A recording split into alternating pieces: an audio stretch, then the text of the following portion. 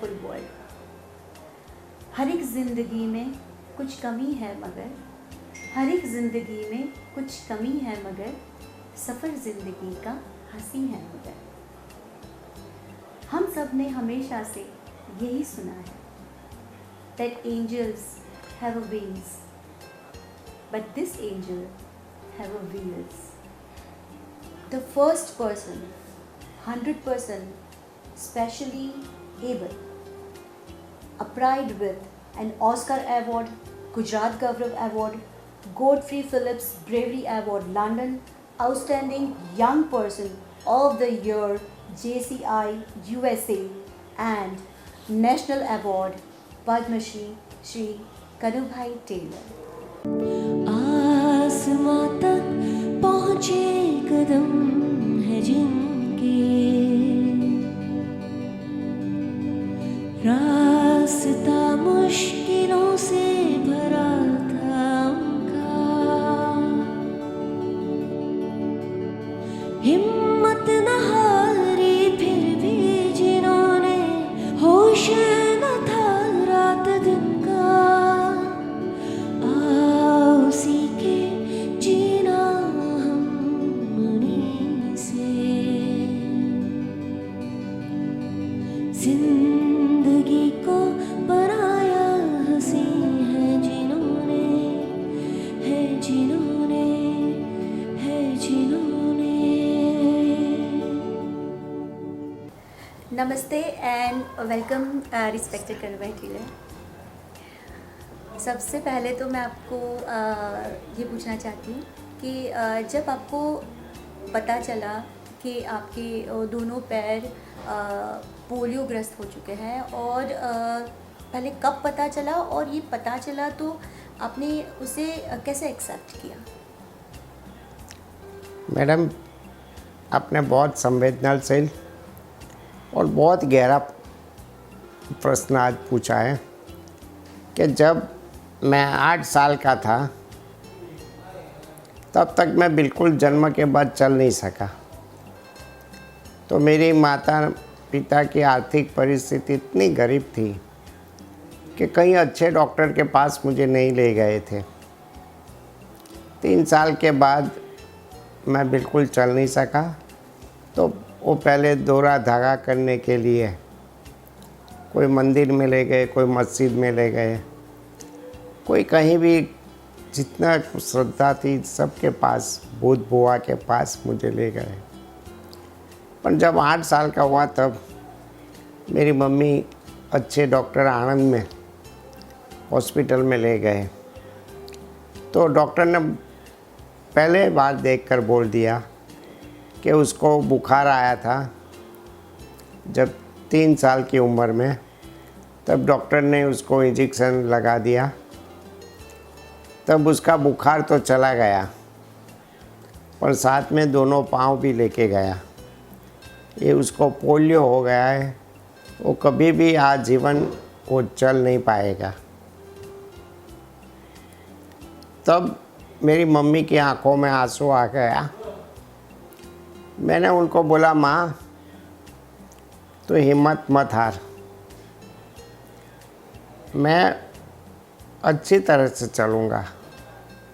बस फिर तो मेरे को घसड़ के चलना जीवन में था ही। मैं गांव में स्कूल पे जाने लगा, तब कुत्ता मेरे पीछे बसने लगे। गांव में रास्ता भी कांचा था, तो हाथ में पाँव में कांटे लगते थे, काकरे लगते थे। तो भी मैंने सोचा कि मुझे पढ़ना चाहिए। फिर मैं 9वें दौर में स्टैंडर्ड 9 में आया,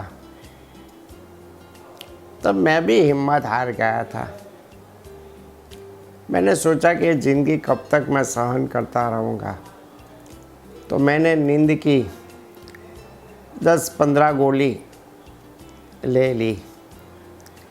4 बजे लिया था दूसरे दिन, मैं 4 बजे मेरी आँख खुली। उनके बाद मेरे घर वाले सब टेंशन में थे, दुखी थे। मेरे माँ ने मेरे को माथे पे हाथ रखा और बोला कि तूने ऐसा क्यों किया। मैं कुछ नहीं बोला, मैं सोचता रहा। फिर मैंने मनोमन नक्की कर दिया कि भगवान ने मुझे उनके पास नहीं बुलाया तो ज़रूर मुझे ज़िंदगी जीना ही चाहिए। मेरे जीवन की जो वास्तविकता था वो वास्तविक मैं मनोमन मैंने स्वीकार कर लिया। फिर मैं धोरण 10 की परीक्षा दे के मैंने सोचा कि मैं क्या करूँगा।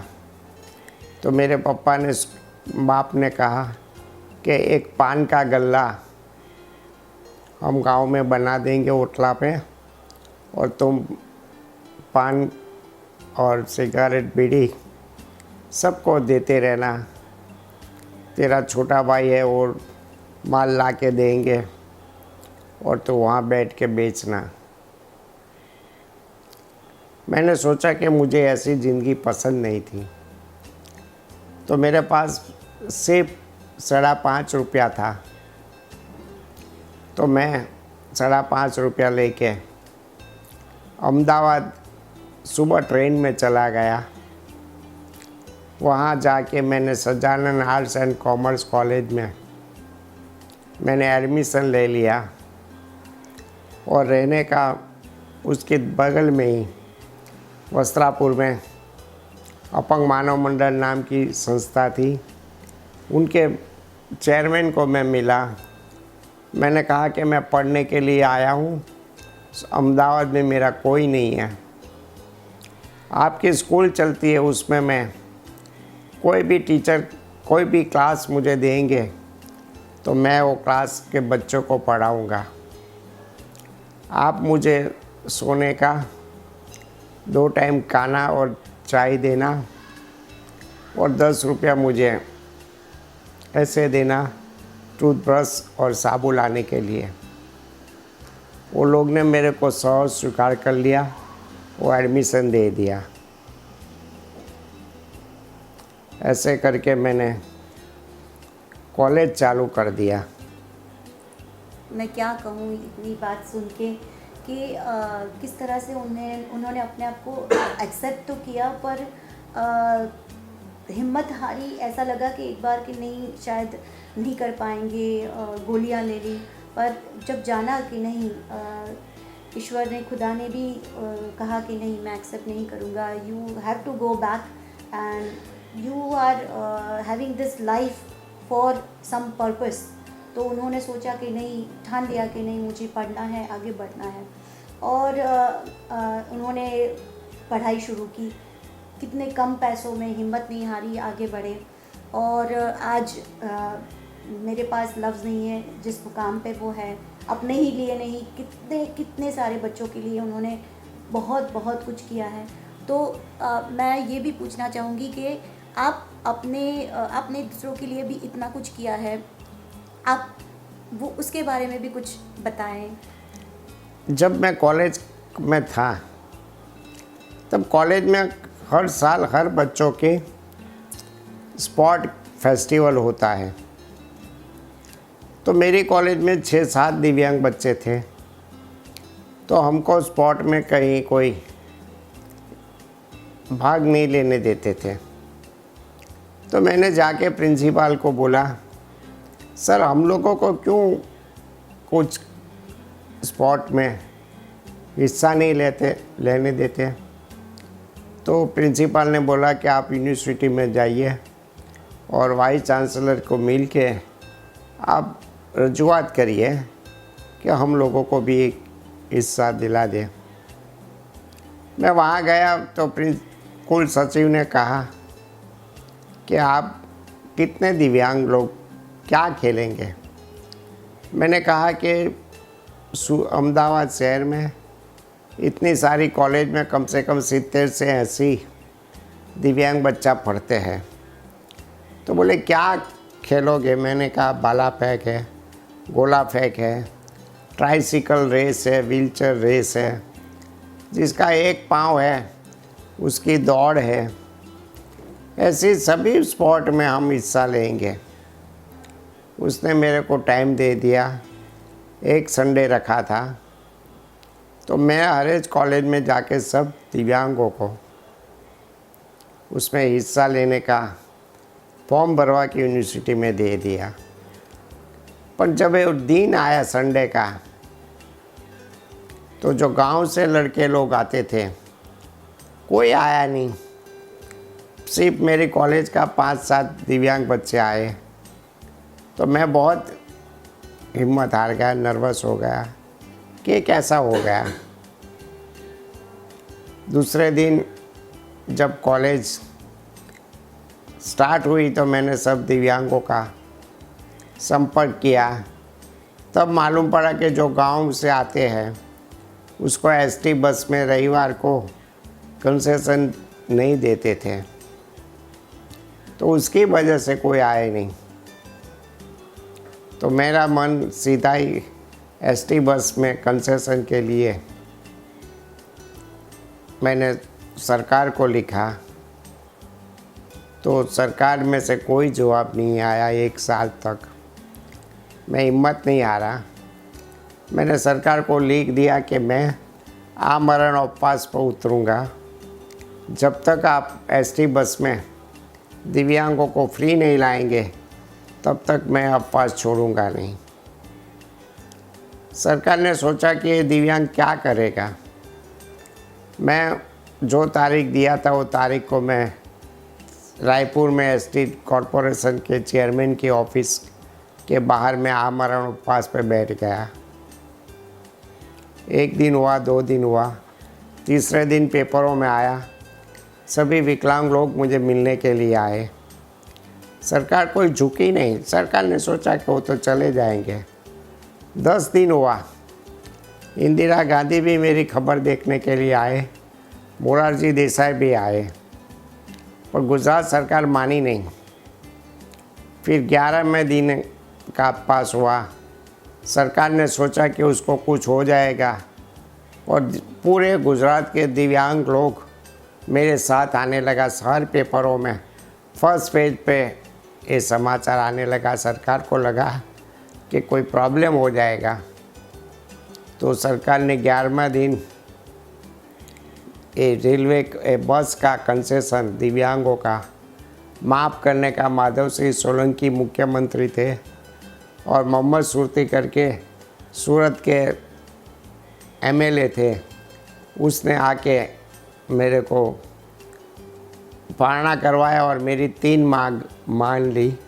एक तो मैंने मांगी थी कि बस के सामने दादर चढ़ के सामने जो सीट है 3, वो दिव्यांगों के लिए स्पेशल रिजर्व रखनी चाहिए। जी जी।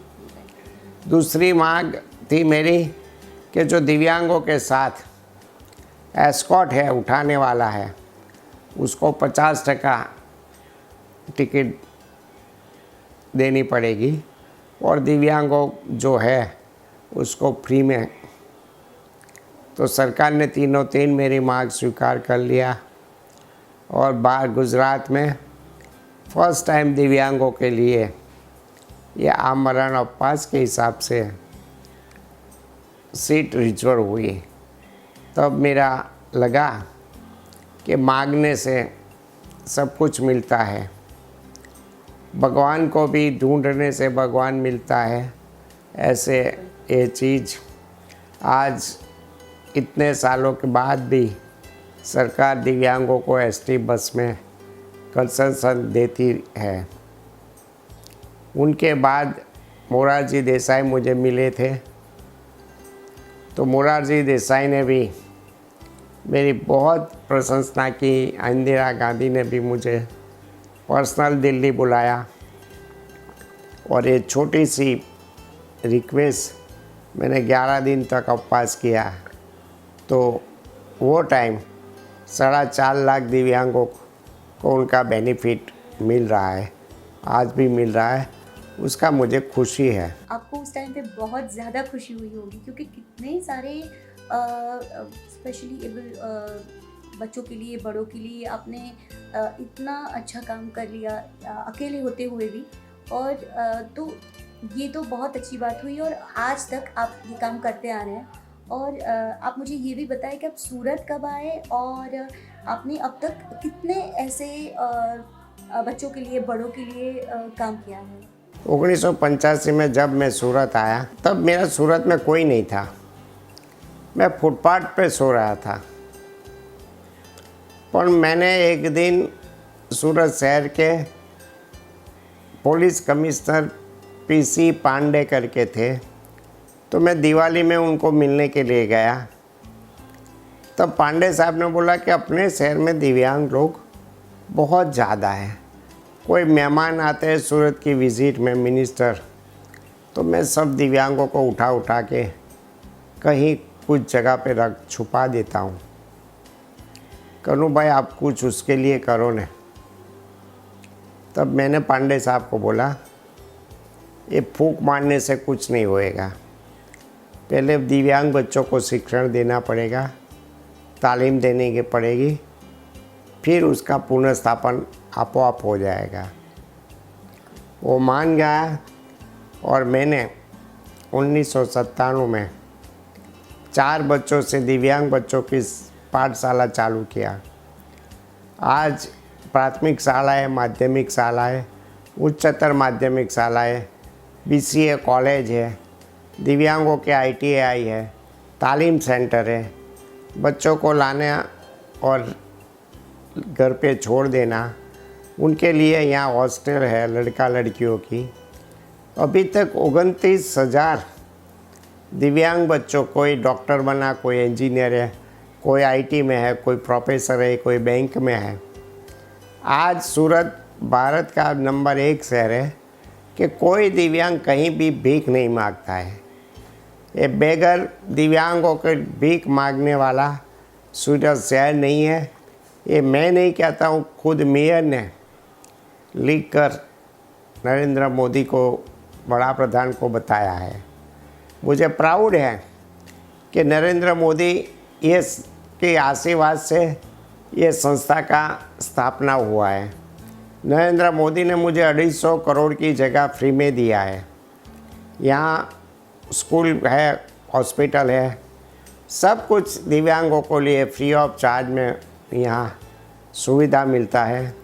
इसके लिए सूरत शहर का इतिहास में और गुजरात में एक दिव्यांगों की सेवा करने के हिसाब से फर्स्ट टाइम पद्मश्री अवार्ड माननीय श्री नरेंद्र मोदी की मेहरबानी से, उनका शुभेच्छा से मुझे भारत में, गुजरात में फर्स्ट टाइम मुझे ये मेरे राष्ट्रपति के हाथों से मेरा सम्मान हुआ।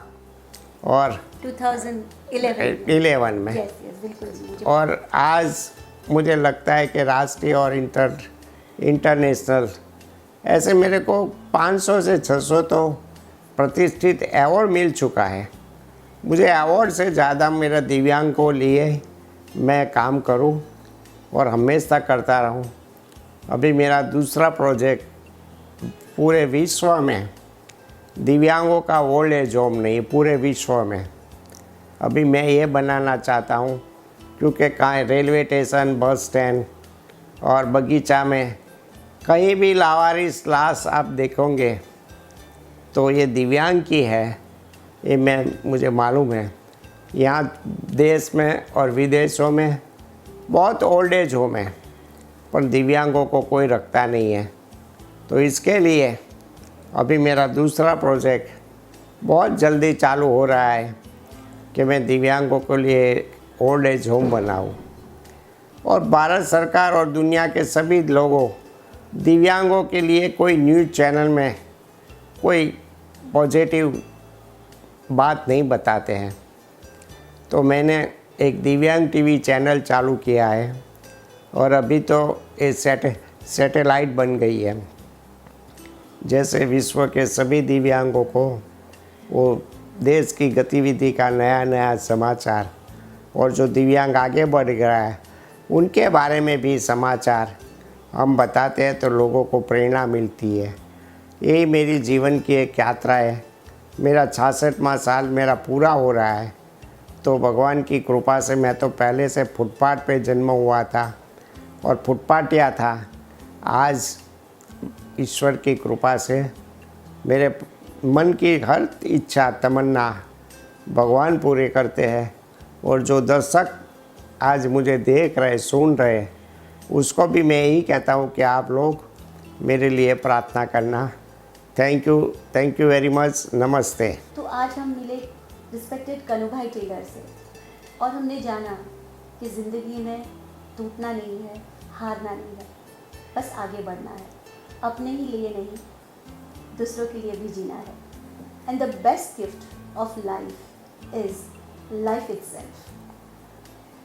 अपनी खुशियों को कहीं ढूंढने की ज़रूरत नहीं है। Don't search your smile anywhere, it dwells on your lips. हर एक ज़िंदगी में कुछ कमी है मगर सफ़र ज़िंदगी का हंसी है मगर।